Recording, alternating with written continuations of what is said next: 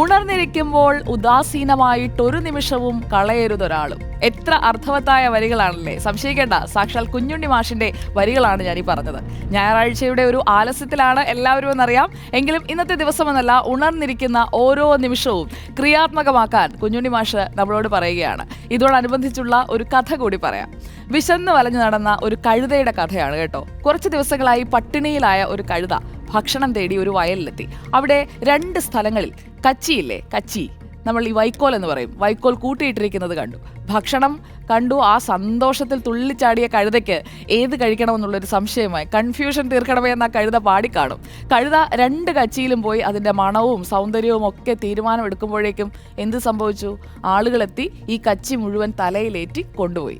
തീരുമാനമെടുക്കാൻ കഴിയാതെ താളം തെറ്റിയ ജീവിതങ്ങൾ നമ്മുടെ മുന്നിൽ എത്രയുണ്ട് എന്ന് കൂടി നോക്കൂ. ഈ കഴുതയെ പോലെയാണ്. പെട്ടെന്നൊരു തീരുമാനത്തിലേക്ക് എത്താൻ കഴിയാതെ മാറ്റിവെക്കുമ്പോഴേക്കും നമ്മുടെ മുന്നിലുള്ള സാധ്യതകൾ അങ്ങ് പോകും.